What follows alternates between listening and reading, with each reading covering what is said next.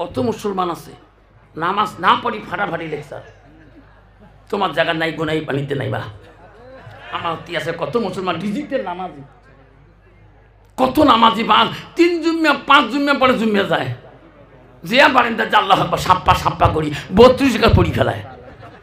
কিরে কোন নামাজ পড়লো রে বাবা? হুজুর প্রায় মাসখানেক পরে আসলো। নামাজ শুক্রবার নামাজ হচ্ছে এটা গরিবের ইয়মাল জুম্মা, গরিবের জুম্মার দিন, গরিবের হজের দিন, তুই এত নামাজ পড়লো যে হুজুর মেলা দিন পরে আসুন যে খালে পড়ি নেন। কোন কোন সুরিয়ে গলু তুই? কৌতুক মুই তো সুরিয়ে জানো না, তো মুখ দিয়ে নড়ালো তোমার আলেম বিলে মুখ নড়ান না, মুখ নড়া অন্ত বাবা ঠিক না? ঠিক। মুসলমানকে নামাজের কাতারে মুসলমানকে ধরবেন। তুই যে নামাজটা পড়লু সুরিয়ে ফাতেহা 4টে সুরি মিলি কত বাবা? যে মেমোরি একবার ডিলেট হয়ে যাবে, যেরকম ঠিক না? ঠিক। আল্লাহ নবীর কাছে আব্দুল্লাহ ইবনে মাসউদ হইতে হাদিসটা বর্ণিত আছে। আল্লাহ নবীকে প্রশ্ন করে কয়লা নবী সাল্লাল্লাহু আলাইহি সাল্লাম আইয়ামা ইহাব্বু ইলাল্লাহু তাআলা, নবী গো ওগো নবী পৃথিবীর জমিনে কোন আমলটা সবচেয়ে বড় সবচেয়ে ভালো? নবী বলল কয়লা সালাতু আলা ওয়াক্তিহা, সময় মতো ওয়াক্ত মতে নামাজ পড়াটা পৃথিবীর জমিনে সবচেয়ে বড় আমল। যেরকম সুবহানাল্লাহ। সোনারে পৃথিবীতে এমন কোন অলি আউলিয়া নাই, এমন কোন পীরে কামেল নাই, এমন কুতুবে আলম নাই বিনা নামাজে আল্লাহকে আপন করতে কেউ পারে নাই। যদি পারেন নামটা লিখে দিবেন। পৃথিবীর সব অলিদের অলি, সব আউলিয়াদের আউলিয়া, সব পীরদের পীর। তার বাবার নাম ছিল আবু সালে জঙ্গি মুসা রহমাতুল্লাহ, তার বেটা হলো পৃথিবীর সব অলিদের অলি, সব পীরদের পীর, সব গৌসুল আজম, তার নাম হলো আব্দুল কাদের জিলানী রহমাতুল্লাহ। মা বলছে বেটা আব্দুল কাদের রে, বিনা ওজরে যদি এক ওয়াক্ত নামাজ যদি নষ্ট করে দাও, অলির খাতায় নাম থাকা বড় কঠিন হয়ে যাবে। সুবহানাল্লাহ। আমরা কোন অলির হাতে মুড়ি ধরলাম? 1 মাস 1 দিন পরই বসে যদি হুজুর এসে তার কাছে মুড়ি ধরি, আর বাকি সময় গোল। এরকম ঠিক না? ঠিক বাবা।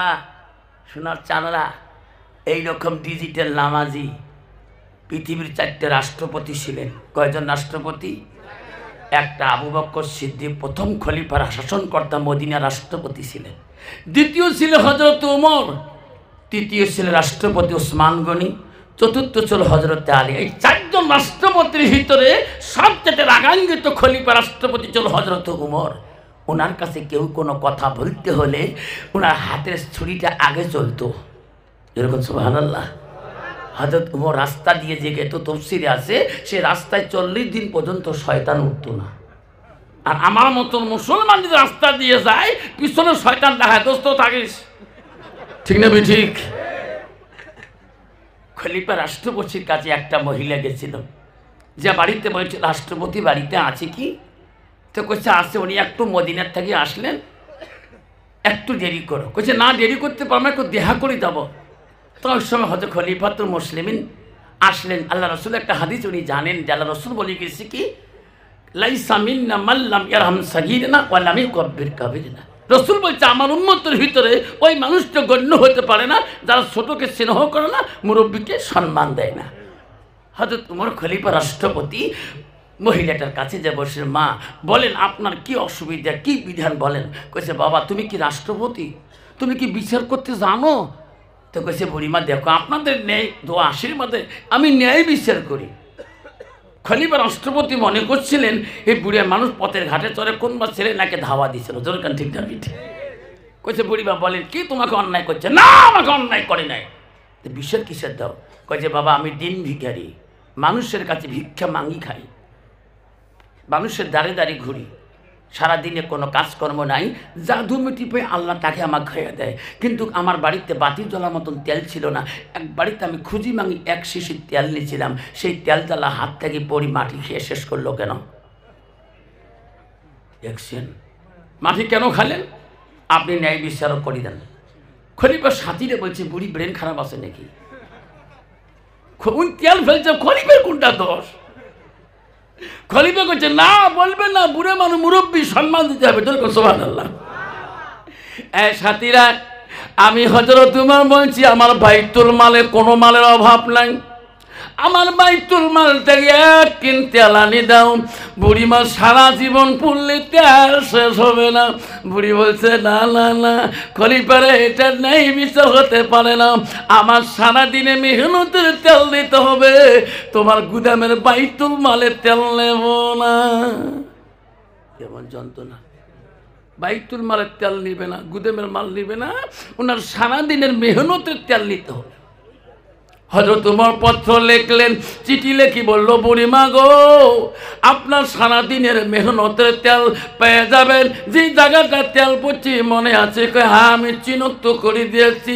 ও বুড়িমা, এই পত্র চিঠিটা নিয়ে যান, ওই জায়গাতে দিয়ে বলবেন, মাটি রে ও মাটি, হযরত উমর খলিফা দিছে। বুড়িমা এত দূর যদি বলতে না পারেন, এ মাটি, এই যে হযরত উমর দিয়েছে, বলার সাথে সাথে তোমার তেল বেরিয়ে এসে যাবে, শিশি ভর্তি করে নিয়ে চলে যাবেন। বুড়িমা কলে এলে বিচার কাগজ কোনোদিন কথা কয়, ঠিক আছে আমি আরো ফিরে আসবো। চিঠি নিয়ে বুড়িমা যায়, গেতে গেতে গন্তব্য জায়গা পেয়ে যায়।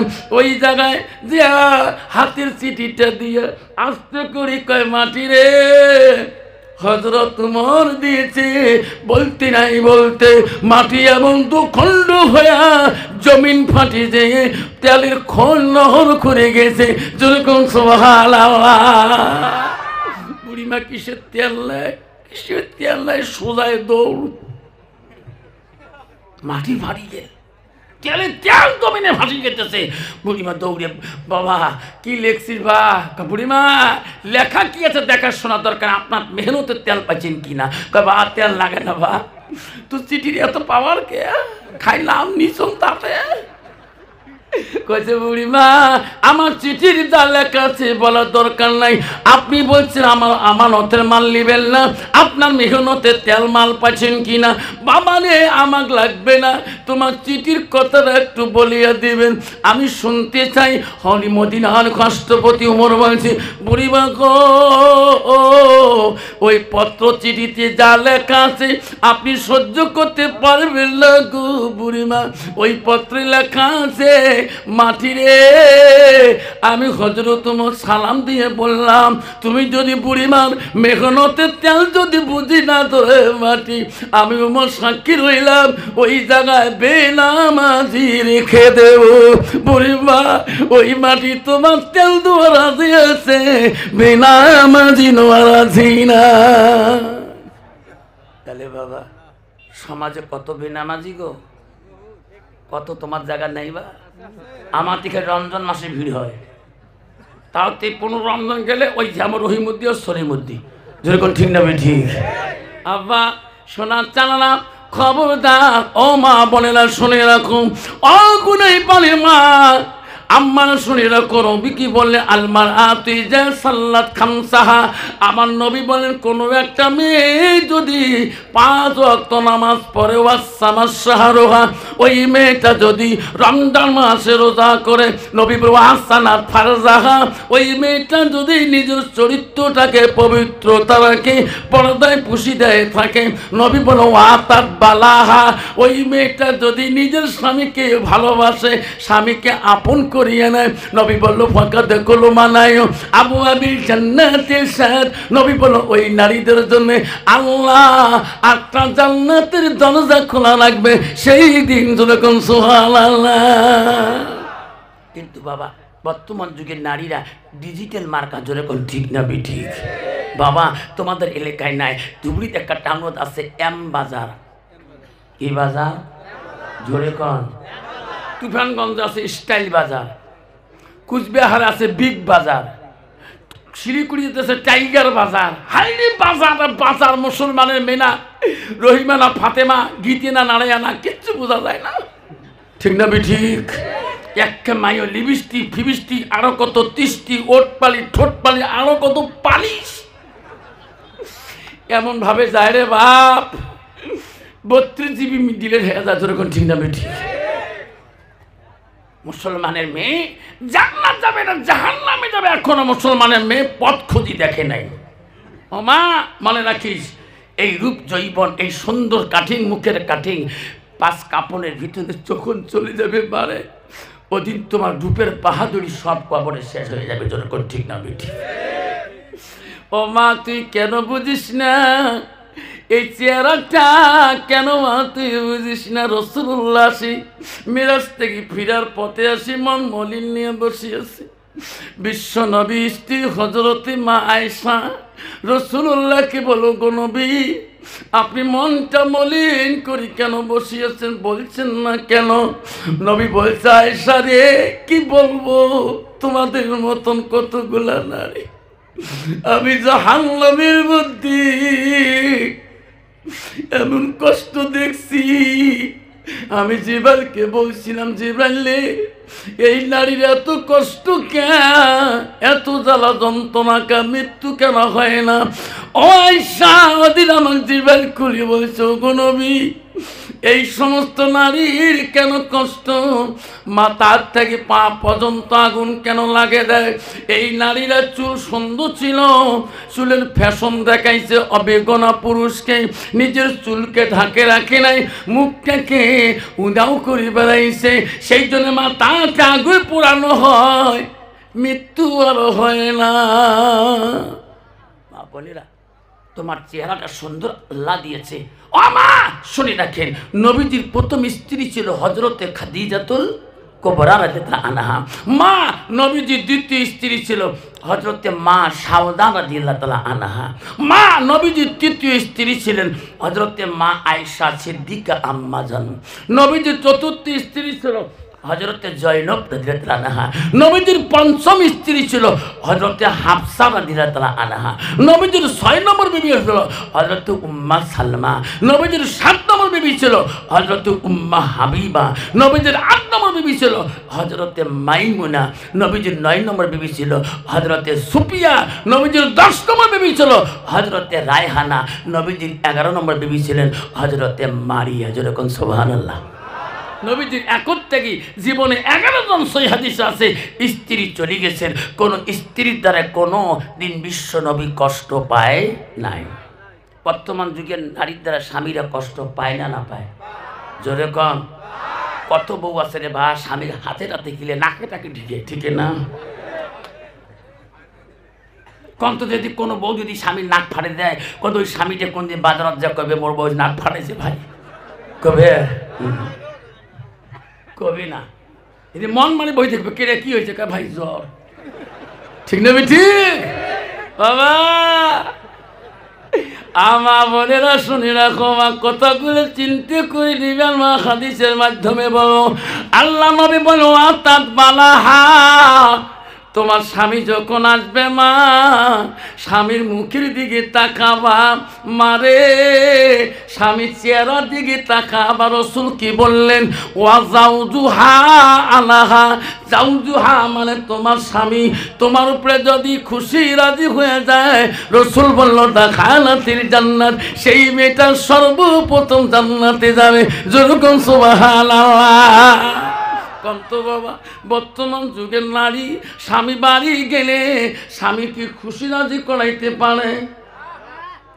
বর্তমান যুগের নারী ডিজিটাল গো, চড়া মেজাজ।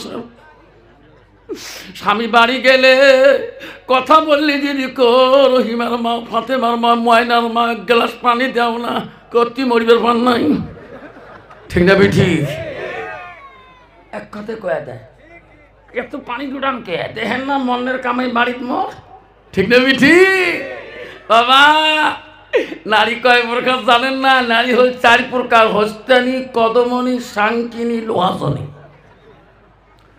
বাবা রে, রাসূল বলেন নারী কি বিয়ে করে? নারীর গুণ দেখি বিয়ে করো। 1 নম্বর গুণ দেখো, মেয়েটার যতই কোয়ালিফিকেশন হোক না কেন, মেয়েটার ডিগ্রি দেখো না কেন, 1 নম্বর দেখো তার ভিতরে এলেম আছে কিনা। 2 নম্বর রাসূল বলেন মেয়েটাকে বিবাহ চিরকালের সঙ্গিনী বানাতে হলে ওই মেয়েটার বংশ বুনিয়ে দেখো আল্লাহ ওয়ালা মুত্তাকিন পরহেজগারি আছে কিনা। যেরকম সুবহানাল্লাহ। মুসলমান তো ওটা দেখে না, মুসলমান দেখে নগদ কত আর বাকি কত। যেরকম ঠিক না? ঠিক। এলা মদাউর বেটি হোক বা সুদেউর বেটি হোক, কয় গ্লাস খাই খাও, আছে না বাবা? এই যে 1 জানুয়ারি চলে গেছে, আমি ওই দিন ফুলবাড়ি সভা করছিলাম এই নাগের বান আব্দুল মজিদ মৌলানা হাফিজি মাদ্রাসা আমাকে ফোন করছিল বেটা ইসুফ মৌলানা তো হুজুর আপনি পহেলা জানুয়ারি আগাদিন জলসা করছেন হুজুর আজকে চরের মধ্যে একটা মাইক বাজে নাই সুবহানাল্লাহ কর যে চরের মধ্যে আমরা এই যে পহেলা জানুয়ারি কান থুবের পাইনি হুজুর তোমার বক্তব্য কাল সমস্ত যুবক আসি পাগল হয়ে গেছে তোমার কাছে তওবা কারি গেছে এই চরের মধ্যে জীবনে আর ড্যাক বাজাবে না যখন সুবহানাল্লাহ আব্বাজান শোনার চান না ও মা বোনেরা ও মা কেন তোমার রাগ করবেন মা মা তুমি কি জান্নাত যাবা না মা তো কি জান্নাত যাওয়ার আশা নাই মা গো নবীজির 3 নম্বর বিবির নাম বললাম হযরতে মা আয়েশা আয়েশা কে ছিল মা তার বংশের খবর জানো কি মা হযরতে আয়েশা ছিল প্রথম পৃথিবীর রাষ্ট্রপতি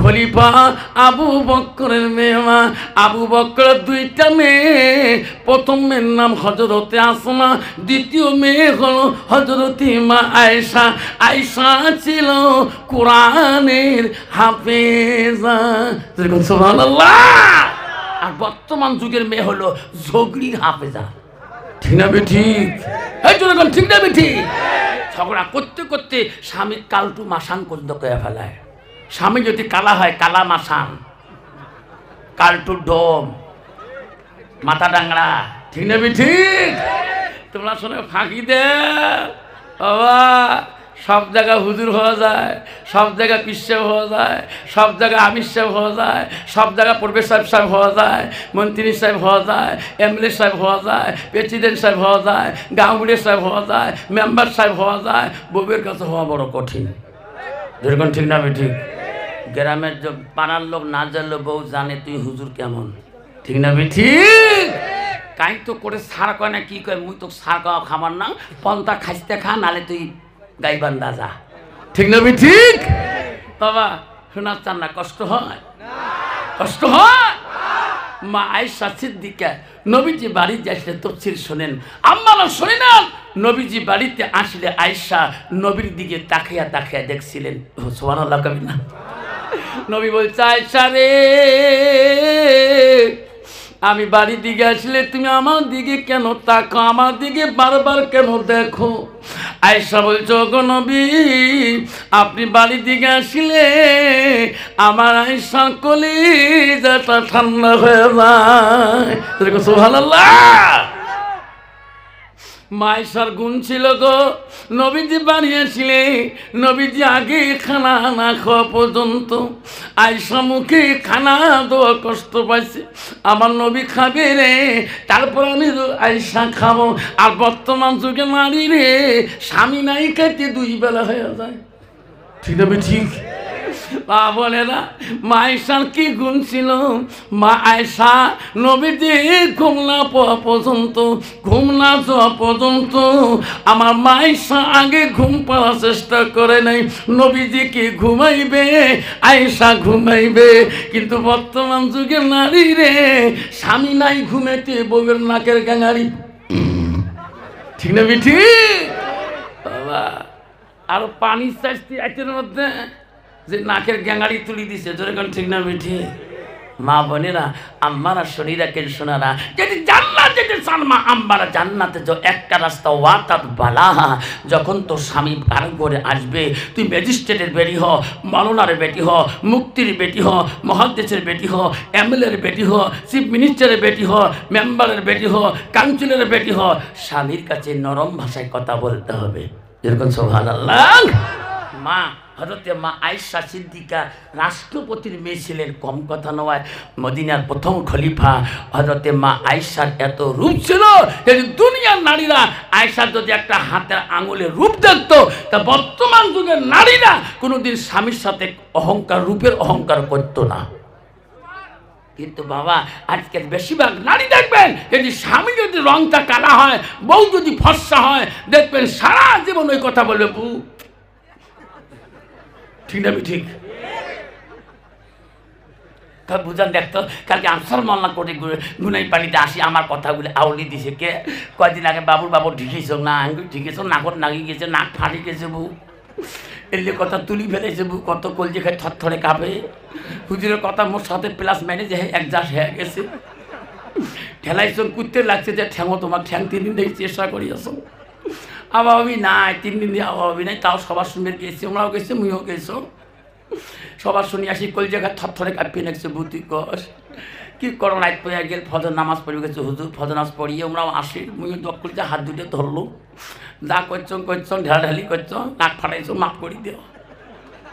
তবু সঙ্গে সঙ্গে মাফ করে দিছি। সাদা মানুষ নে দুটি ঢিকিলেও কিছু না কয়, আল্লাহ দিলে মাপ দিছে। আজকে গাখন পাতলা হয়েছে, 4 বের ভাত টানবো তবু পেট ভরে না। তুইও তো মোর মাসির বেটি বোন হস, খালার বেটি বোন, তুই মোর গায়ের পর বসছিস নি কালকে।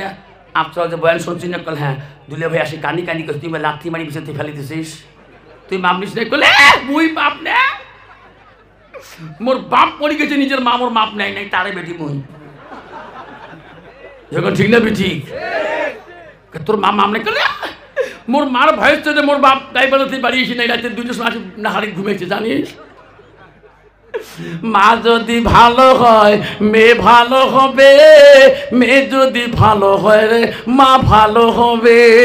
মাস্টার যদি ভালো হয় ছাত্র ভালো হবে, ছাত্র যদি ভালো হয় রে মাস্টার ভালো হবে। ইডি যদি ভালো হয় ফার্মা ভালো হবে, ফার্মা যদি ভালো হয় রে ইডি ভালো হবে। এমন জাতের কচু আছে অল্প জালে সিদ্ধ হয়, এমন জাতের মেয়ে আছে অল্প কথায় বুঝিয়ে পায়। এমন জাতের কচু আছে অল্প জালে সেজে না, এমন জাতের মেয়ে আছে অল্প কথায় বোঝে না। বাপ ভালো তা ছেলে ভালো, মা ভালো তা ঝি, গাই ভালো তা বাছুর ভালো, দুধ ভালো তার ঘি। এরকম ঠিক না বিঠে? কষ্ট হয়। এই যুবক, মা বলে না জীবনটা পরিবর্তন করে যাও। মা এই জীবন পরিবর্তন না করলে কবর নামের সাথী তোমাকে রেহাই দিবে না। এই কবর পৃথিবীর সবচেয়ে বড় মঞ্জিল। প্রথম জীবনের মঞ্জিল হলো কবর। এই কবরের জোয়ার পরে বিশ্ব নবী রাসূলুল্লাহ আদরের কলিজার মণি হযরতে ফাতেমাতুল জহিরা হাসান হোসেনকে মিষ্টি সুরে ডাকছে, বাবা আসো আমার কাছে বসো। হাসান হোসেন 2 ভাই গেলেন, আম্মা এত বুঝেন এত কিছু কথা বলে মিষ্টি সুরে। তখন হাসান হোসেন বলছে, মা আজকে আমার 2 ভাইকে এত সুন্দর মিষ্টি ভাষায় কেন মা কথা বলো? কইছে, বাবা রে তোমার নানাজি চলে গেছে, আমি তো কালকে চলে যাবো রে বেটা। কাল থেকে কে তোমার মিষ্টি সুরে কথা বলবে? দোনো ভাই সুরে বেটা, দোনো ভাইকে সুন্দর করে হযরতে কলিজার মালিক 2টাকে গোসল করে দেয়। মা আমার দোনো ভাইকে এত সুন্দর করে কেন মা গোসল করি না? বেটা রে আমি ফাতেমা যেদিন চলে যাব তোমাকে কে রে গোসল করে দিবে বাবা? আমি আজকে শেষ গোসলটা দিয়ে যাই, আমি তোমার মার জীবনে গোসল করে দিতে পারবো না। দুনো ভাই হাওয়া করে কান্দে রে। হযরত আলী বাড়ি এসে সাথে দুনো ভাই পাঞ্জা করে ধরো, আব্বু আজকে আমার মা কথাগুলো এইভাবে বলে কেন? কি বলছে বাবা? আমার মা বলি জন্মের আদর করলো, জন্মের গোসল দিল। আলী ঘরে বলছে, ফাতেমা রে আমার মানিক 2 তুমি কি বলছো? সোনা 2। ও গো স্বামী সত্যি বলছি গো স্বামী, আমার আব্বা যাবার 6 মাস কাল হয়ে যায়, আমিও ফাতেমা যাবার সময় হয়ে গেছে। ও গো স্বামী আমি ফাতেমা কবরে চলে গেলে আমাকে দিনের মধ্যে গোসল দিবেন না, মাটি দিবেন না।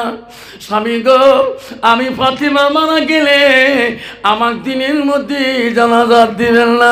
আলী বলছে কেন? ও গো স্বামী আমি ফাতেমার যতটুকু পর্দায় ছিলাম, স্বামী গো দুনিয়ার বিদিন কাফিরারা আমার রূপ দেখার জন্য এত বুদ্ধি চেষ্টা করেছিল। ও গো আলী আমাকে দেখতে পারে নাই, আমি ফাতেমা মৃত্যুর খবর পাইলে কোনো বিদিন যদি মুসলমানের রূপ নিয়ে আসি, আমার জানাজারে দাঁড়ায়া আমার লম্বা চওড়াটা যদি দেখি খারাপ কল্পনা করে ফেলে, আল্লাহ তবু কিয়ামতের দিন এই ফাতেমার পর্দার মূল্য দিবে না। আবার শোনার জানারা, আজকে মুসলমানের মেয়ে পর্দা থাকা তো দূরের কথা, নিজের কাপড়টা গা বন্ধ ঢাকিয়ে রাখার চেষ্টা করে না। যেরকম ঠিক না ঠিক মা বোনেরা শুনে রাখেন, বিশ্ব রসুলের দরবারে একজন সাহাবী আছেন, তার নাম আব্দুল্লাহ ইবনে মাকতুম রাদিয়াল্লাহু আনহু। অন্ধ ছিল, চোখে দেখে নাই। আল্লাহ রসুল স্ত্রীরা গল্প করছে, আল্লাহ রসুল বলছে, বিবিরা তোমরা একটু আড়াল হয়ে যাও, পর্দানশী হয়ে যাও। কেন? আমার এক সাহাবী আব্দুল্লাহ ইবনে মাকতুম আসি গেছে, আমার সাথে দেখা করবে।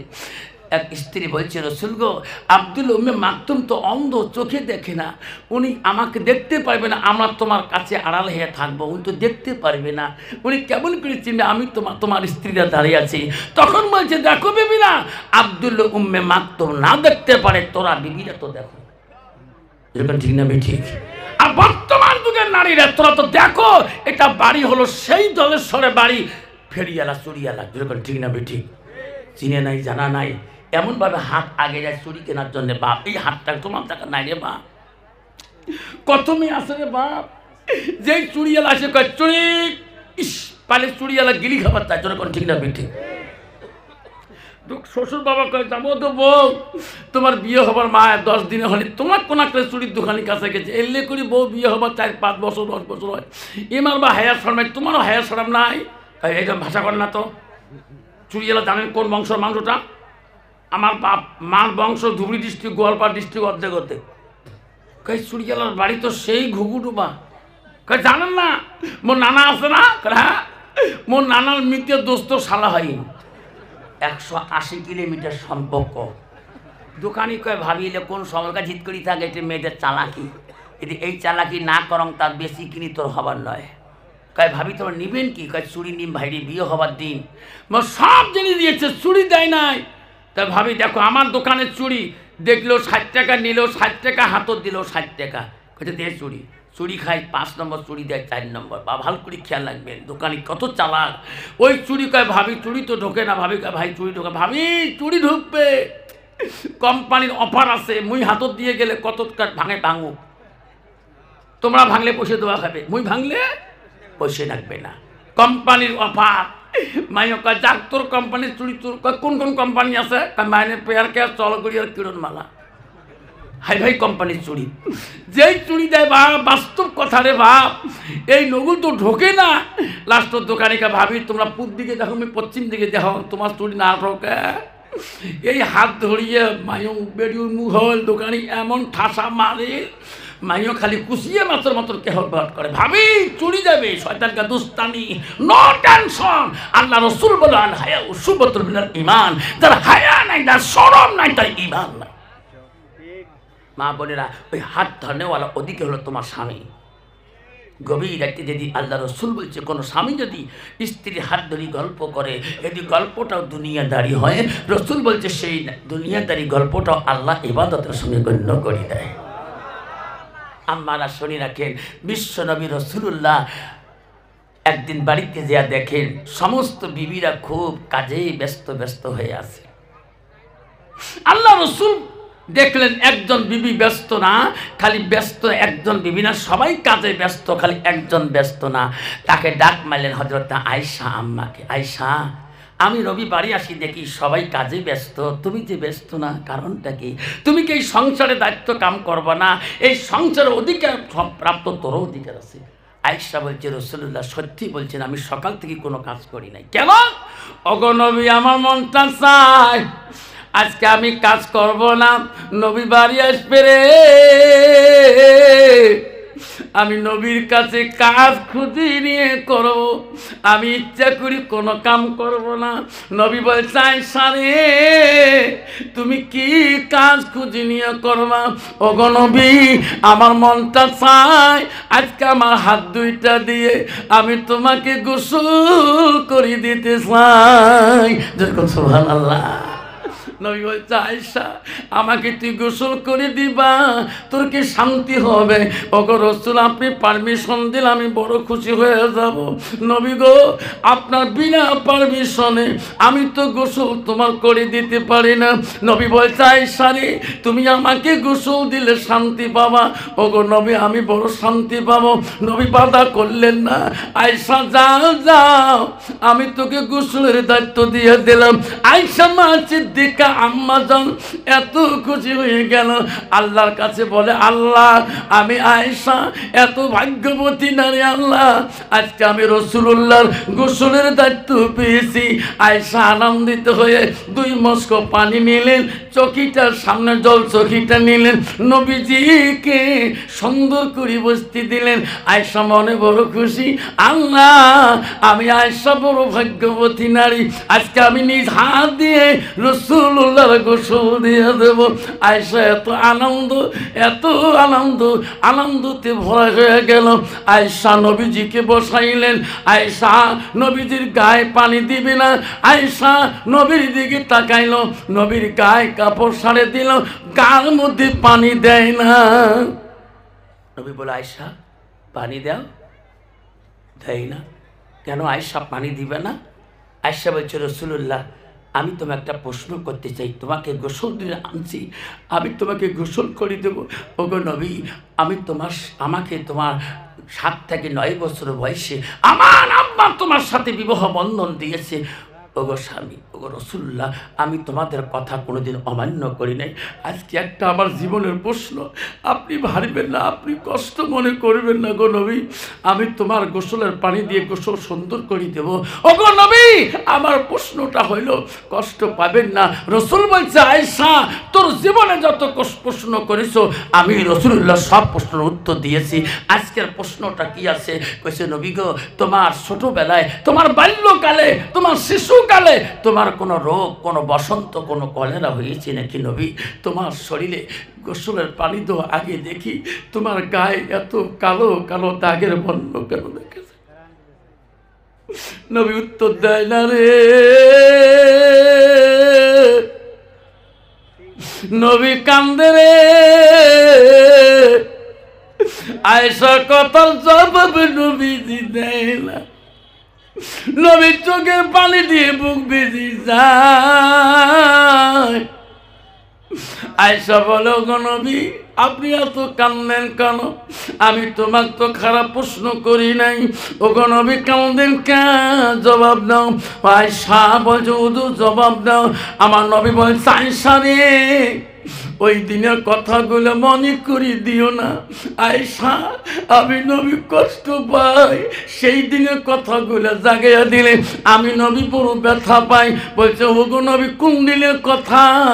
আয়েশা রে আমার জীবনে ছোটবেলায় বাল্যকালে কোনো রোগ ব্যাধি কোনো বসন্ত কলেরা হয় নাই। আয়েশা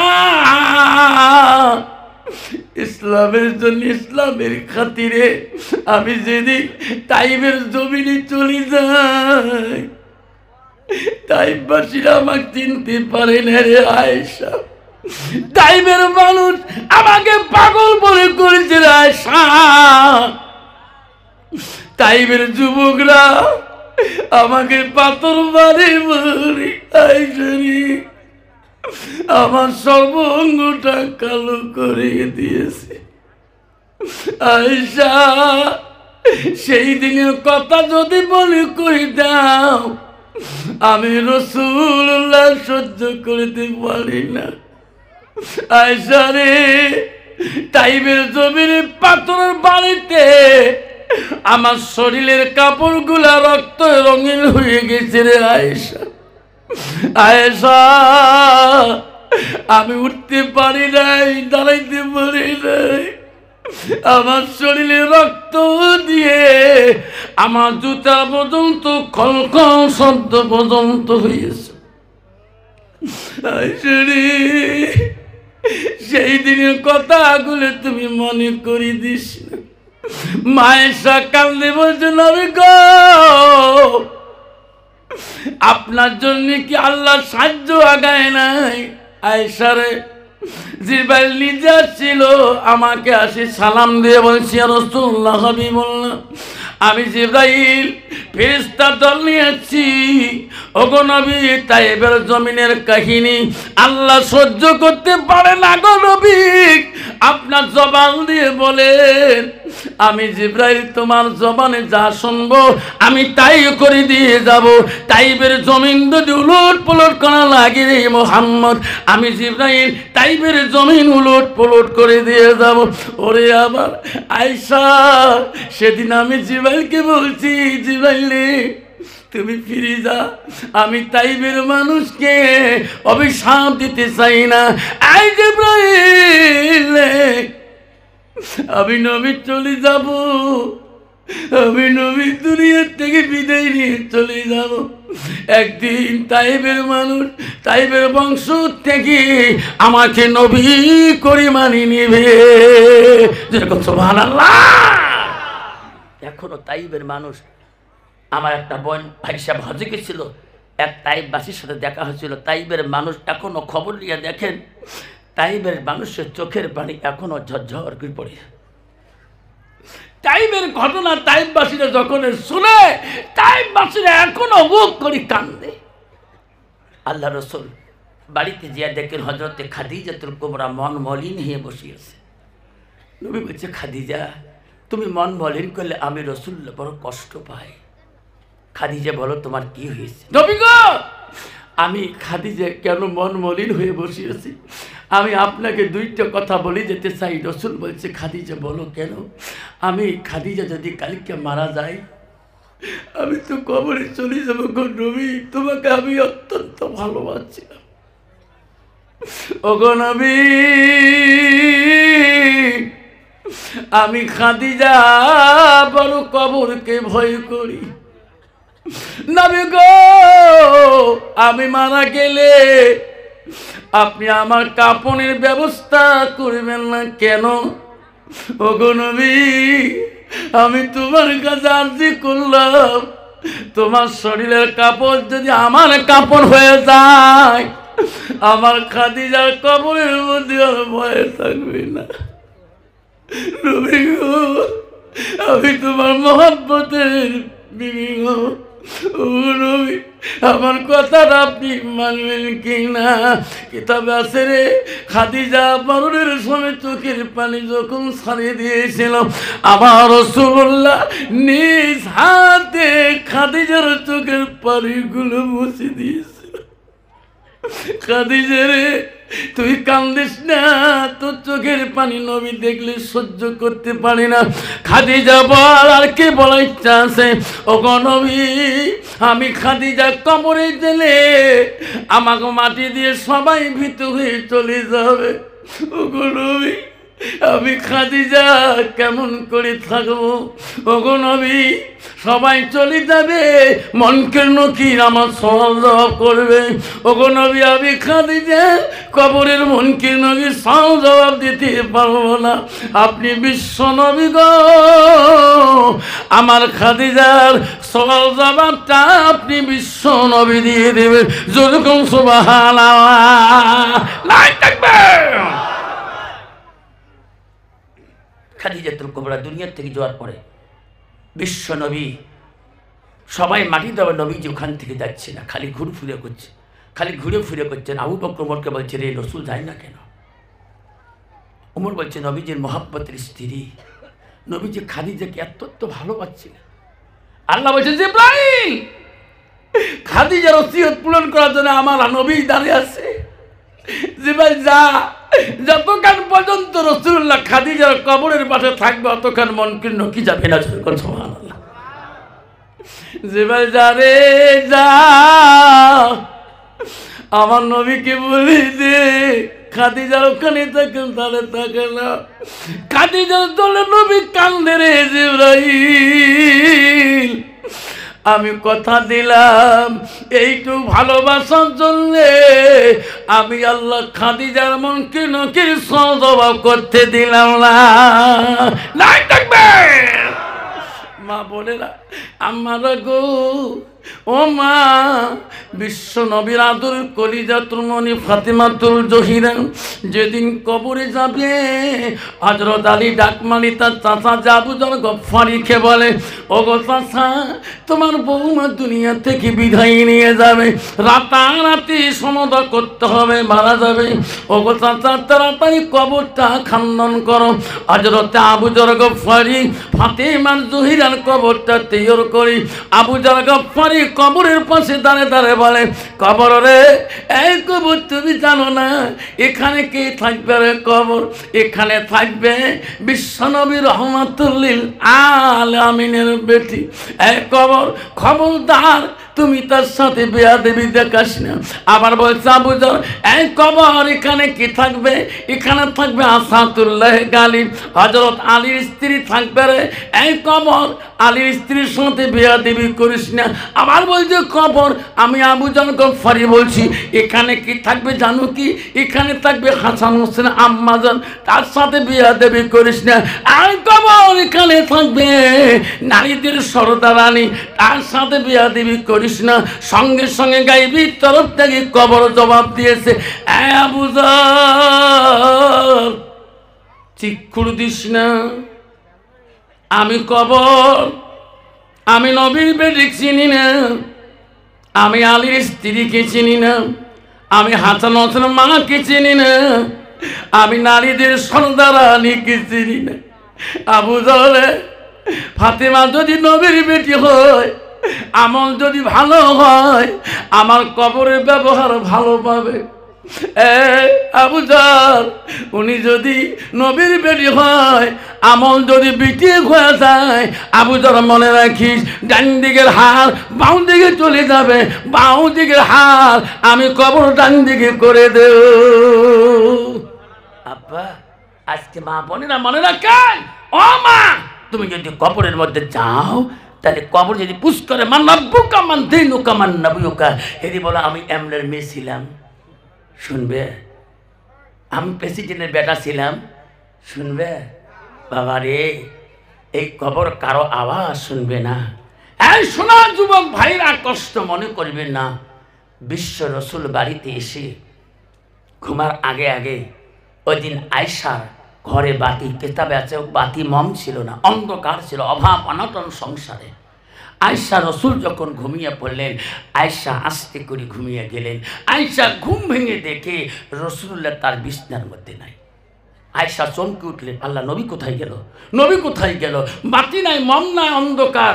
আয়েশা ঘরের ভিতরে হাসতে হাসতে আস্তে করে আয়েশার হাতটা রসুল্লাহর মাথার মধ্যে লাগিয়ে গেল। আমার রসুল ঘরের এক কোণার মধ্যে সেজদায় পড়ে কাঁদতেছে। আয়েশা বলছে, ওগো নবী, আমি না তোমাকে নিয়ে ঘুমাইলাম, আপনি কহ না সেখানে সেজদায় করে কাঁদছে, আপনি কি ঘুমাবেন না? নবী বলছে, আয়েশা রে, আমি নবী যদি বেশি ঘুমাই, আমার উম্মতরা বেশি ঘুমাইবে। মুসলমান, তুমি যদি নবীর উম্মত হও রে মুসলমান, শুনে রাখো বাবা, আল্লাহ রাসূল বলল, লাইফ মেনুনা আদুকুম হাত্তা কুনা হাব্বাইলাইহি মিন ওয়ালিদিহি ওয়ালাদিহি ওয়ান নাস আজমাইন। আমার নবী বলে, ওই মানুষ ততকাল পর্যন্ত পূর্ণাঙ্গ মুমিন হইতে পারে না, মুসলমান হইতে পারে না, আব্বারে মুমিন হইতে পারে না, এতক্ষণ পর্যন্ত নিজের ছেলে সন্তান পিতামাতা অন্য মানুষের কি নবীর ভালোবাসা উম্মতের ভিতরে থাকবে না। আব্বা, আমি মুসলমান হইলে নবীর সুন্নতের ভালোবাসা রাখতে হবে।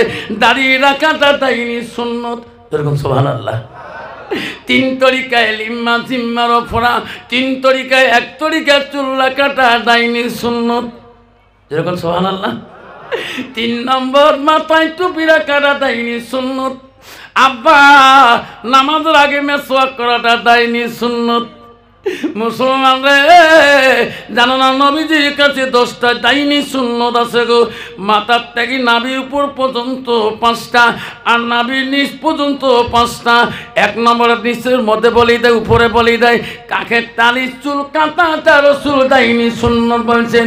অপ্রয়োজনীয় রম কাঁটাটা রসুল দাইনি সুন্নত বলছেন। এখনো মুসলমানের ঘরে বহু যুবক আছে রে বাবা, বহু ছেলে আছে, 70-60 বছর মানুষ আছে, কাকের তালির চুল এখনো কাটে না, আছে না? রসুল বলছে 40 দিন তক খতম করনা ভি জরুরত হয়। এই 40 দিন পরে পার হয়ে যায়, তার নামাজ কালাম এবাদত তেলাওয়াত আল্লাহ কবুল করে না। আর মুসলমানের কাকের তালির চুল চারদোখানে বসিয়ে টানি নাকর সঙ্গে, যেরকম ঠিক না ঠিক। মোসরের কানির ভিতরে ঢুকিয়ে দিয়ে ক্রিস ক্রিস করি কামলায়, যেরকম ঠিক না ঠিক। কত মুসলমানের মেয়ে আছে বাবা, এই এত বড় এত নখ আহে, স্বামীকে কিরিলে নখ কেন, তাইলে আমি লিপস্টিক লাগাই, এমন আছে না? একটা করে নখ এর পায়খানা ঢুকি থাকে বাবা, একে যে স্বামী যখন পান টান দেয়, খিসি টিসি দেয়, যখন ঠিক না ঠিক। আল্লাহ রসুল বলছে কেন এই মেয়েটা কেন বোঝে না? মেয়েটার ভিতরে এলেমের অভাব। রসুল বলল মান সালাকা তারিকান ইলতামিসু ফি ইলমান, যদি তোমরা এলেমের রাস্তায় যেতে চাও, এলেম শিখতে চাও, সেই রাস্তায় তুমি চলো, যে রাস্তায় গেলে তুমি জান্নাত পাবা। সাল্লাল্লাহু লা তারিকান ইলাল জান্নাত, সেটা হলো জান্নাতি রাস্তা। যখন সুবহানাল্লাহ। আব্বা তুমি কলেজ পড়তে পারো, তুমি ইউনিভার্সিটি পড়তে পারো, তুমি হাই স্কুল পড়তে পারো, তুমি LLB পড়তে পারো, তুমি MA পড়তে পারো, তুমি BT পড়তে পারো, কোনো বাধা নাই, কোনো ক্ষতি নাই, তোর ভিতরে ইসলাম থাকতে হবে। এরকম সুবহানাল্লাহ। আমি আফসার মাওলানা কলেজ পড়ছিলাম, হাই সেকেন্ডারি পড়ছিলাম, হাই স্কুল পড়ছিলাম, আব্বা হিন্দি দিয়ে MA পাস করছিলাম, প্রথমার থেকে পরিচয় বিশরৎ প্রবীণ পর্যন্ত। কিন্তু আমিও তো একটা কলেজের ছাত্র ছিলাম তোমার মতন, কিন্তু আমার তো মুসলমান নষ্ট হবে না। আল্লাহর কোরআন বলছে ইন্নাল মুসলিমিনা ওয়াল মুসলিমাত ওয়াল মুমিনিনা ওয়াল মুমিনাত, যেরকম সুবহানাল্লাহ। কিন্তু বাবারা শোনার চান না, কষ্ট মনে করবেন না। বর্তমান একজন দেখবেন বাবা, বেশিরভাগ স্টেশনে লেখা আছে শৌচাঘর। শালুক বাড়িতে যাবেন, আমার বীজের লেখা আছে শৌচাঘর, মানে পেশাব পায়খানা। পেশাব করলে 5 টাকা, পায়খানা করলে 10 টাকা নেতর বাবু নেয়। তোমার মতো লোক গেলে কোয়া লাগবে চাষা আমি তো ধারা পাটি নই, আমরা হাসি বসে পাটি, বোঝেন তো? কারণ আমার জেলে পেশাবখানা আছে সব দাঁড়া পাটি বোঝেন তো, স্ট্যান্ডার্ড। আর বর্তমান যুগে যে ছেলেরা প্যান্ট প্যান্টে, একই প্যান্ট রে বাপ, ইস চাইলে ব্যাংক নড়ে না, যেরকম ঠিক নেবে ঠিক। ওই বৎসর পাবে, যখন বৎসর পাবে বাবা, ওই প্যানের সাথে এই প্যান যদি মিলে হয়, ওই জন্য আমরা এমন জিনিস বানিয়ে দিছে, রহিমউদ্দিন, সলিমউদ্দিন, নারায়ণ, কৃষ্ণকান্ত, রায়কান্ত একসাথে, যেরকম ঠিক না ঠিক। হ্যাঁ যেরকম ঠিক না ঠিক। আমরা মুমিন ঘরে জন্ম নিয়ে রাসূলুল্লাহ বলছে পেশাব করি, কুলুপ ব্যবহার করা সুন্নত আর পানি ব্যবহার করা মুস্তাহাব। কিন্তু মুসলমান কুলুপ তো না করলাম, একবারে দাঁড়িয়ে, ঠিক না ঠিক বাবা, শেষ করে দেবো। শোনা যাবেন না? যাবেন? যাবেন? কে কে যাবেন হাত তুলে দেখাই, তাকবীর লাগাই, নাই থাকবেন? আপনারা খবরদার, এমন প্যান পিল্লি তুমি তো বুঝতে পারো না সোনা রে। পেশাব করিয়া কল কাবজা বন্ধ করলে সঙ্গে সঙ্গে দেখবো তোর প্যানের নিচে রজনীগন্ধা সেন দিয়ে শেষ হয়ে গেল, যেরকম ঠিক না ঠিক। বাবা তোর নাপাকে চলা যাবে না, তোর নাপাকে চললে আজাল কখন আসি তোর জানটা নিয়ে নেবে। মাকিরিতের অ্যাক্সিডেন্ট হতে পারো, লক্ষ্মীগঞ্জ হতে পারো, শৈলবাড়িতে হতে পারো, আগিয়েতে হতে পারো, কখন বা ওই পঞ্চরত্ন ব্রিজের মাথার সামনে তোর মাথাটা থেতলে যেতে পারে, যায় না? যায় নাই? জানাজার তোর বাবা দিবে, দেখ তোর বাবা আজকে তোর জানাজারে কান্দে রে, তোর বড় ভাই কান্দে, তোর মা কান্দে, বুঝলি না রে মুসলমান? তুই না পাকে থাকিস না রে যুবক, কলেজ যেতে পারো, তুমি পাক নিয়ে থাকবা, সময় লাগো পেশাব করবো, দেহটা না পাক রাখবো না। এই যুবক জান্নাত যাবে গ্যারান্টি। রসুল বলছে কাল কিয়ামতের ময়দানে 7 শ্রেণীর মানুষের আরশের ছায়ার তলে থাকবে। নবী 2 নম্বর বলছে যুবক বয়সে ইবাদতকারী, যেরকম সুবহানাল্লাহ। রসুল ওখানে বুড়ে বয়সের কথা বলে নাই। বুড়ে বয়সের মানুষ ব্যালেন্স ঠিক নাই, নামাজের দাঁড়িয়ে কোন পাখে রং করে শব্দ হচ্ছে ঢাকা শব্দ প্রকবার না পায়, যেরকম ঠিক না ঠিক।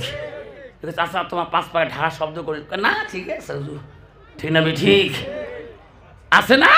কত বুড়ে মানুষ মসজিদে জামাত একটা টস চাষা উজু করে ঠিক কি তার বুড়ি নামাজ পড়তে বুড়ি হয়ে গেল, ঠিক আছে ঠিক না ঠিক। এর হচ্ছে হাদিস বলে দিয়েছিলেন সেই হাদিসে যে যুবক বয়সের ইবাদত আল্লাহর কাছে বেশি পছন্দ। আমার গুনাহ পানির বন্ধুগণ, যুবক ভাইরা, আজকে এই কবরস্থানের যুবক সভা আয়োজন করেছে, হাতে পায়ে ধরি বলি যান বাপ নাপাক থাকবেন না শোনা। 3 তরিকে 1 তরিকে লিম্মা জিম্মা রফরা, তোমার 3 তরিকে 1 তরিকে রসুলের সুন্নত তরিকে চুল লাগবেন। এমনও চুল রাখে রে বাপ, কয়দিন আগে বাজারে গেছ চুল চাটবে রে বাপ, মুখে বাবা শনিবার হাত কেলার তার চুল ছাড়িতে তোমার আগর 3 জন সিরিয়াল আছে, তোমার চাকরি করা বসে দাওয়ার ধামান, তোমার কামলা দেওয়া বসে দেওয়া কথা না ঠিকই। তোমার চাকরি করা বসে তোমার তখন ধান ধক, তোমার কামলা দেওয়া বসেও ধক আছে, তো সিরিয়াল আগর দিয়েছে তো কথা তো ঠিকই রে।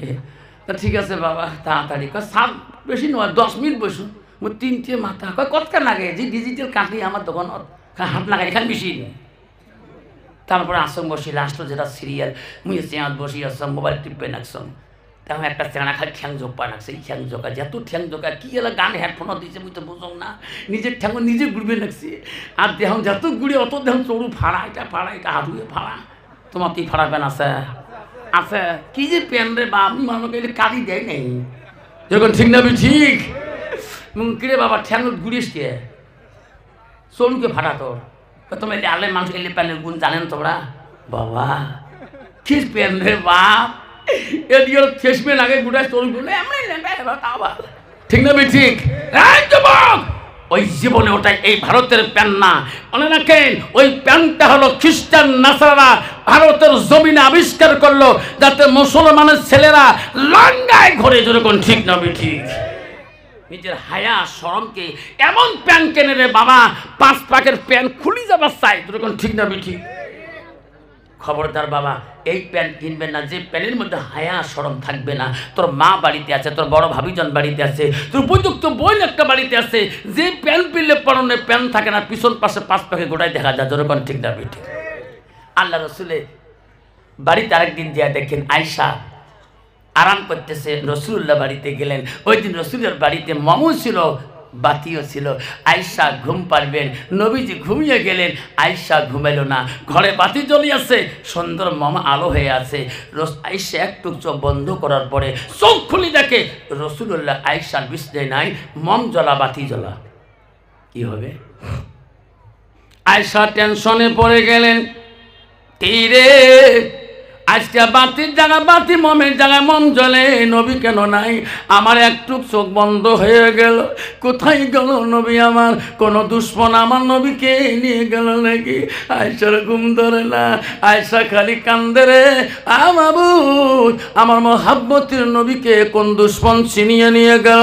আয়সার চোখের পানি বন্ধ হয় না, আয়সার একটা মনের ভাব আছে রে, নবী কখনো কোথায় গেলে আমাকে জিজ্ঞাসা করি যায়, কারো বাড়িতে গেলে আমার নবীকে আয়সাকে বলিয়ে যায়, আমার মন জানে রে আমার নবী মসজিদ ছাড়া কোনো বাড়িতে যাবে না। আয়সা সারা রাতের মধ্যে মসজিদে খবর নিয়ে নিল, আমার রাসূল কোনো মসজিদে নাই। আয়সা কান্দে রে, কানতে কানতে মসজিদে জান্নাতুল বাকির দিকে যায়। আয়সা গেতে গেতে দেখে জান্নাতুল বাকি মসজিদের পিছনে জান্নাতুল বাকি কবরে স্থানটা আছে। আমার নবী স্ত্রী আয়সা লক্ষ্য করে দেখে রে এটা তো জান্নাতুল বাকি কবরস্থান, এখানে কে গো দাঁড়ায় আছে?